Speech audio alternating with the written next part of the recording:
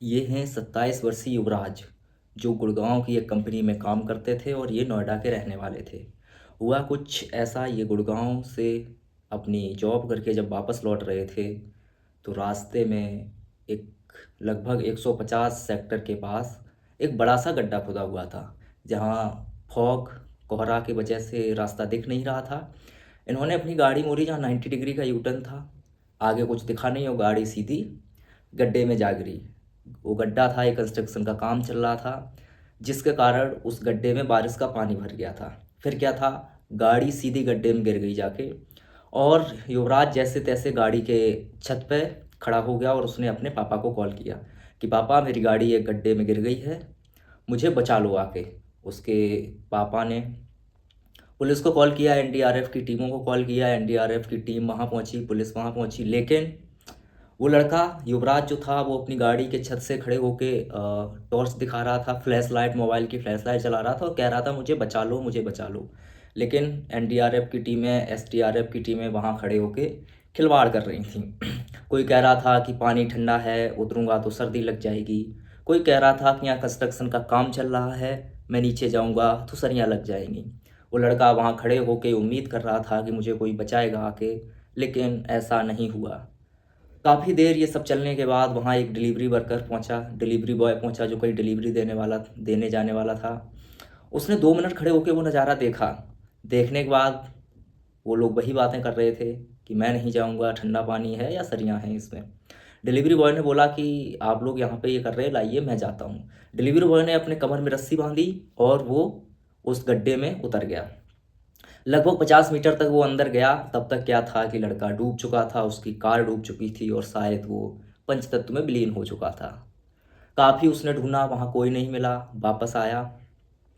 NDRF की टीमें वहीं खड़ी थीं, एसडीआरएफ की टीमें वहीं खड़ी थीं। डिलीवरी बॉय ने सुबह होते ही अपना बयान दिया कि ये यहाँ मैं आया था 1:45 50 मिनट उससे पहले आई हुई थी फायर ब्रिगेड, क्रेन, 3 क्रेन, उनके पास सेफ्टी जैकेट नाव सब चीज थी, लेकिन उन्होंने वो भाई को बचाने के लिए नहीं ताका कोई भी, वरना वो भाई बच जाता। सच्चाई बता रहा हूँ मैं, इसमें सरकारी महकमे को बहुत बड़ी गलती है। चलो मानते हैं पुलिस वाले नहीं थे, लेकिन जो क्या बोलते हैं फायर ब्रिगेड वाले थे, उनके पास सेफ्टी जैकेट थी, नाव थी छोटी 4x6 की नाव ली थी उनके पास, रस्ता था 100 मीटर का, क्या वो बचा नहीं सकते थे? जा नहीं सकते थे उसके नाव नहीं उतारी, नाव नहीं उतारी, जैकेट उतारी थी, उसी पर बैठे थे नीचे उतर के, उसमें पैर देख देख के दे रहे थे पानी ठंडा है, इसमें तो सरिया है हमारे लग जाएंगे। मैं कहा तुम साइड हटो, मैं जाता हूँ। मैं गया अंदर, मैं कहूँ 40 मिनट भाई को ढूंढ रहा है, कोई मतलब उनके अगेंस्ट एक्शन होना चाहिए भाई, सामने दिखावा क्या था, उनके अगेंस्ट एक्शन होना चाहिए। एसडीआरएफ ने अथॉरिटी ने मर्डर किया है। 15 मिनट मतलब छोड़ दिया कि तुम मर जाओ, उसके बाद हम गाड़ी निकालेंगे। 15 दिन पहले सेम केस, ये जो दिमाग टूटी हुई है, उसका ड्राइवर भी मैंने रात को 1:30 बजे निकाला था, राइडर रोक रोक कर 4 लड़कों ने हमने खींचा था, 2 घंटे लग गए थे। क्या जब प्रशासन को जब पता नहीं चले कि सेम केस ये और भी हो सकता है कोहरे में? नहीं सोया है प्रशासन, सुबह होते ही अपना बयान दिया कि ये यहाँ पे खड़े हुए थे, कोई बचाने की कोशिश नहीं कर रहा था। कोई कह रहा था पानी ठंडा है, तो कोई कह रहा था सरियाँ लगी हुई हैं। पुलिस पहुंची, एनडीआरएफ की टीमें पहुंची, लेकिन जब ये डिलीवरी बॉय का बयान वायरल हुआ तो पुलिस उसे अपने साथ ले गई और उससे दबाव बनाया गया और उसके बयान बदलवा दिए गए। उससे कहा गया कि ये मीडिया वाले हैं, 2-4 दिन आएंगे, उसके बाद आपको यहीं रहना है, मुझे यहीं रहना है। अगर आप पुलिस से बना के चलेंगे तो इसमें आपका फ़ायदा है। तो डिलीवरी बॉय पहले क्या कह रहा था, डिलीवरी बॉय अब क्या कह रहा है, वो आपको सुनवा देते हैं। ये सुनिए डिलीवरी बॉय, पुलिस साथ ले जाने से पहले डिलीवरी बॉय का बयान और पुलिस से मिलने के बाद डिलीवरी बॉय का बयान ये है। में ये था जी कि पुलिस वाले ये बोल रहे थे कि मोनिंदर पुलिस को साथ लेके चलो, पुलिस के खिलाफ मत चलो। ये जो वीडियो बनाने आ रहे हैं 2-4 दिन आएंगे और उसके बाद हमें और तुम्हें यहाँ हमेशा रहना, ध्यान रखना। इसको आप चेतावनी समझ लो या प्यार में समझ लो, जैसे भी है। लेकिन मौके पे जो मौजूद थे वे हैं फायर ब्रिगेड वाले, उनके पास सारी सुविधा थी, लेकिन उन्होंने लड़के को नहीं बचाया। तो बात यह है कि भारत में जिंदगियों की कोई कीमत नहीं है। ये दिन दूने टैक्स वसूलते हैं, आपसे टैक्स लेते हैं, हमसे टैक्स लेते हैं और सबसे दुगना तिगुना टैक्स लेते हैं, लेकिन उसके बदले में ना आपको कोई सिक्योरिटी मिलती है, ना आपको कोई प्राइवेसी मिलती है, ना आपको कोई सेफ्टी मिलती है। तो बात यह है कि वो टैक्स का पैसा जाता कहाँ है? वो टैक्स का पैसा ये लोग अपने चुनाव प्रचार में खर्च करते हैं, विधायकों को खरीदना हुआ, सांसदों को खरीदना हुआ, अगर कोई आवाज़ उठाता है तो उसके ऊपर ईडी सीपीआई का छापा हो गया या उसके खिलाफ एफआईआर हो गई।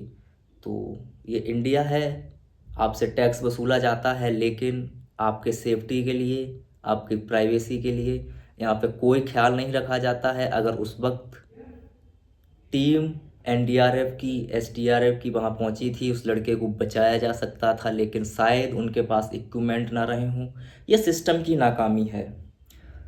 सूत्रों के हवाले से ये भी पता चलता है कि जो युवराज था वो जल्द ही फॉरेन शिफ्ट होने वाला था, क्योंकि उन्हें पहले कहीं ना कहीं लगता था कि इंडिया में कोई सिक्योरिटी नहीं है, कोई प्राइवेसी नहीं है, लेकिन उनके शायद वहाँ जाने से पहले ही वो इस दुनिया को छोड़ के चले गए। तो क्या कहना है आपका इस विषय पे?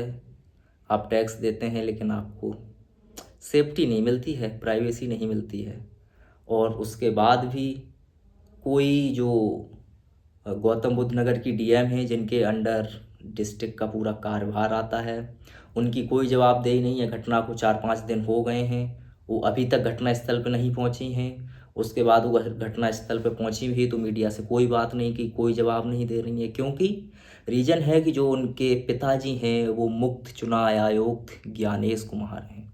उन्हें पता है कि उनकी पहुंच इतनी ऊपर है, शायद उनका कुछ नहीं हो सकता है, इसीलिए उनकी कोई जवाबदेही नहीं। नीचे अपने जो नीचे से थे सीओ वहाँ के, उनको बलि का बकरा बनाया गया और उनको पद से स्थानांतरित कर दिया, उनको पद से हटा ही दिया गया। तो ये है कि जिनकी जवाबदेही होनी चाहिए थी उनकी कोई जवाबदेही नहीं हुई। अपने से नीचे जो सीओ थे उनको निलंबित कर दिया गया है। आपका इस पूरी घटना पे क्या विचार है, क्या मत है, आप कमेंट बॉक्स में साझा कर सकते हैं।